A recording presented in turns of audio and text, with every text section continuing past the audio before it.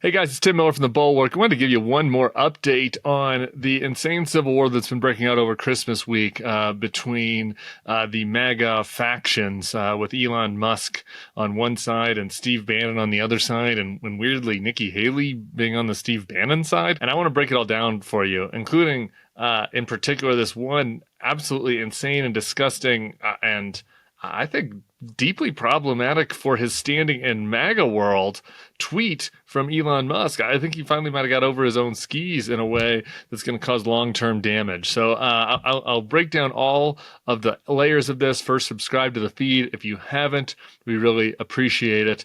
All right. So in yesterday's video, me and Sam Stein kind of talked about how this war breaks down between like the tech bro MAGA that was in on the culture war when it was COVID and trans and other even sillier stuff, but is not on board for immigration.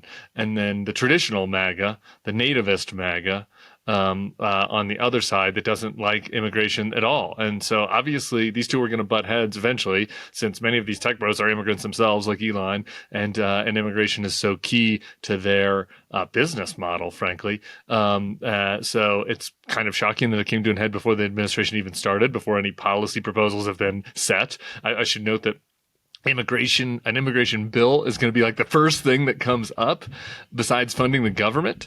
So there's going to be a real substantive policy fight here coming in January. So this isn't just, Twitter silliness. This is going to have a real impact on who has influence in this administration. So that was kind of like the basic breakdown we went over yesterday. Since then, things have escalated significantly. And I want to start by highlighting this tweet from Elon that I referenced in the beginning, which I think is going to cause him major problems. There's a feed called Autism Capital. Is this real? Is it not? There's a blue check. Who knows anymore on Elon's X? But here's what Autism Capital writes. So basically the right split into two factions, tech right and right. And the tech right is like, hey, we need H-1B visa people to do the jobs. And the right was like, no, you need to hire Americans. And the tech right is like, but you guys, Americans, are. And the right is like, well, you don't train us. And the tech right is like, you can't out-train being. And while all of this was going on, we learned some people really don't like Indians. Elon replies to that tweet, that pretty much sums it up. This was eye-opening. So, just to be very clear here, Elon Musk is agreeing that his side of the argument, the tech right, is arguing that they can't hire Americans because Americans are the R slur, and that you can't train Americans because they're too stupid. That is Elon's stated position as the top advisor and top donor to the America First candidate. Like, this is not sustainable. I should go without saying, I had some people giving me feedback on yesterday's video that I didn't say clearly what I think is obvious, which is that Elon is right in this argument. Not that Americans are too stupid, but Elon is correct in the general policy side of things, that it is good for America to bring in smart people from overseas who want to come here and provide value and provide talent. And yeah, we should train Americans, but we should also let 1,000 flowers bloom, and we should be a shining city on a hill. And it's the American tradition. It's both the right thing to do and it's good for the economy.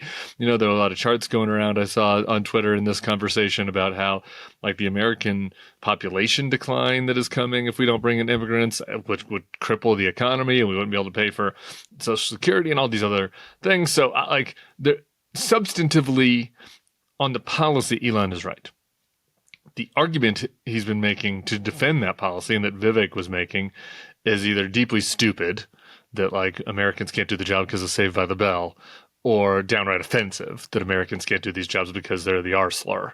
So their rationale for their position is offensive, politically stupid, and just wrong.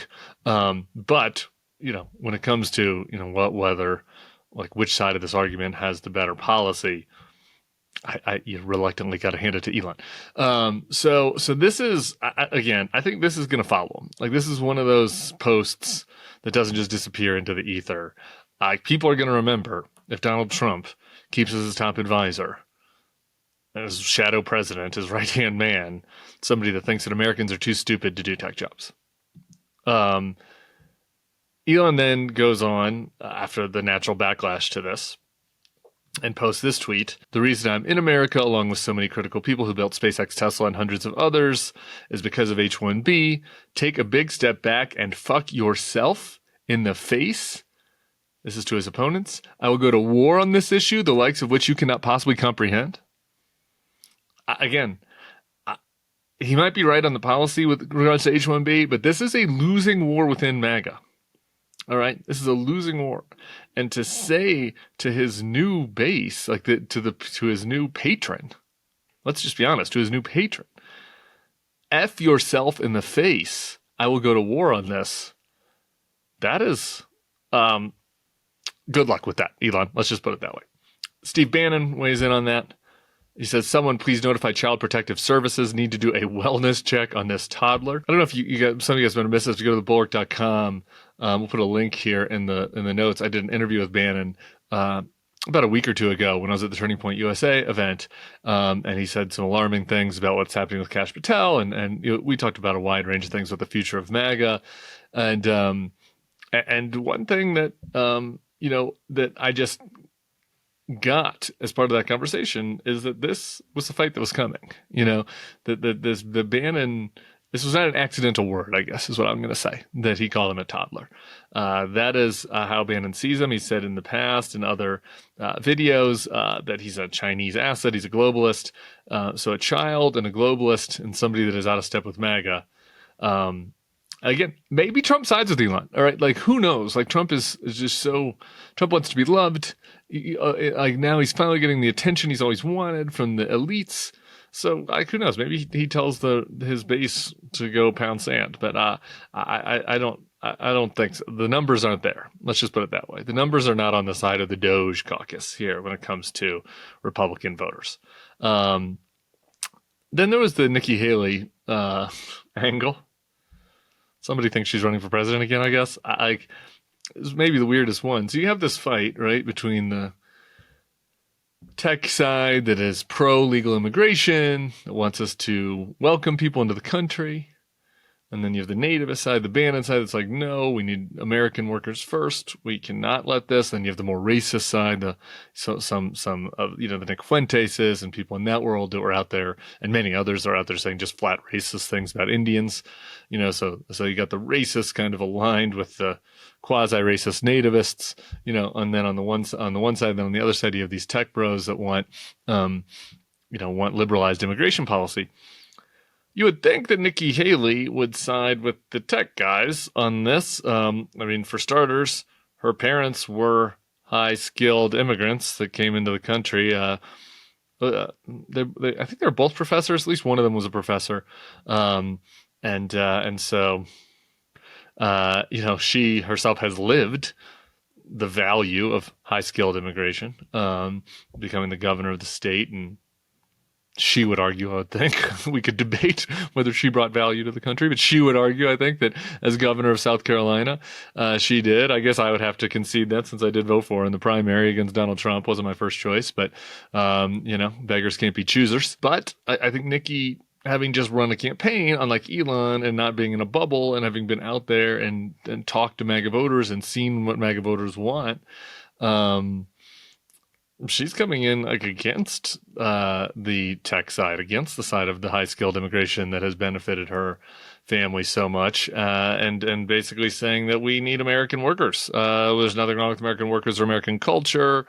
We should be investing and prioritizing in Americans, not foreign workers. She goes on, I've been a conservative my entire life. We shouldn't have these liberal Democrats who are trying to move their own agenda and disguise themselves as conservatives running the administration. Wow. Her son, Nayland, even sent out a tweet about nationalist Nikki. Here's the thing.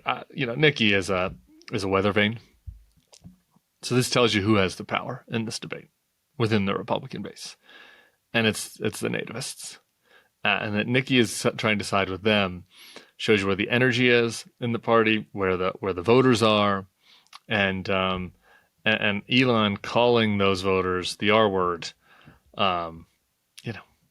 it's going to cause him problems. And if he really goes to war like he says he's going to, which I'm skeptical of, there is a big battle coming in the next month over immigration, because Stephen Miller and others have been arguing that the Congress needs to push an immigration bill first, even before the Trump tax cuts. Some on the Hill have been trying to combine them together. So this is the fight. It is coming, and Elon has stepped on some rakes in the first battle. All right, guys. Again, subscribe to the feed. We're going to be back on Monday. Podcast schedule is back starting Monday. I'll be here with Bill Crystal. Look forward to seeing y'all then, and we'll be talking soon.